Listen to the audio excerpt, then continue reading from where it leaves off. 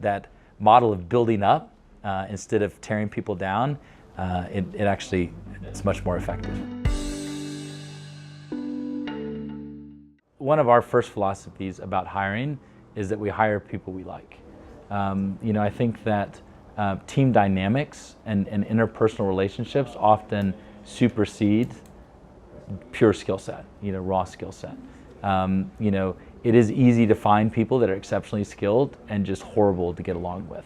And it's not saying that there aren't environments where they function well, but our philosophy is we hire people we like. It's difficult to find the right person at one time. You have to trust in him the first time and give him the opportunity to feel like if it is his own company. If you are treating him like you are my employer, and even if you are not here, I'm able to hire somebody else, she's not going to work very well because she will never feel like part of your company. So you have to do that first. There are somebody who are very older than me, but everybody feel like in the same family, in a family, something like that. So if you want something, no protocol, you just have to ask and we will discuss about that. To this date, I think the most challenging part is building your workforce. Building a team that understands that you're a young company. Yes, you're young guys, because you'll get that your staff is mostly comprised of guys older than you. So getting guys to understand that you're younger than them, but you're in this with them. Getting them to know that we are not about the one-time profit. We want to build ourselves over the next 4 years is the hardest part. Getting the right team is the hardest part. Up until 8 months ago, it was three founders, right? We were the leadership. We're all very capable, all very hands-on, all very passionate, have unified vision.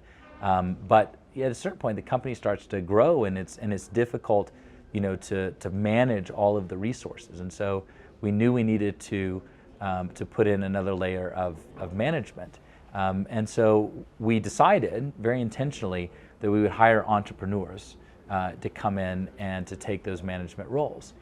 Dealing with rural people, when you are in a town, when you go there and you want to make business with them directly, all of them are looking or are expecting something back. Something like money, a little job they did for you, you have to pay them back. And then if you don't have someone who is well integrated in this rural community, it's going to be difficult for you to succeed, because every person will be looking for you to pay for a single little job. So you have to find first someone who is going to represent you. And then you are not working directly with all this group, but you are working with this man, and this person is going to train the other people. And I think for us, as we've kind of transitioned to this next stage of our growth, having people that we can trust and rely on to say, bank account's empty, so this doesn't make a lot of sense, but we're going to do this, and then they're able to go with confidence. And when we share that decision, then they're behind us and they're supporting us. And it's worked out really great, because now it's so much easier for us as the co-founders to disseminate our vision to the organization, because we have these multipliers. And so they're much more in tune. We're able to speak much more freely about the things that are going on, the good and the bad. So they have deeper insight sometimes into our illogical decisions. It's one of the things as an entrepreneur, you see the balance of the bank account, your employees don't. And you make a decision that they think is crazy, and from their perspective it is crazy, but it's the right decision. Our team grows as our products grow. So you ensure that the product that grows fastest has a bigger team, and the most important growth is in terms of reach. If you're able to grow the team, maybe you have a site that is in the extreme western side of Kenya, you only have one unit. So you get into outsourcing. Get another service provider, vet them, or get your Nairobi guy to get his friend who's also an agronomist, they were in the same class.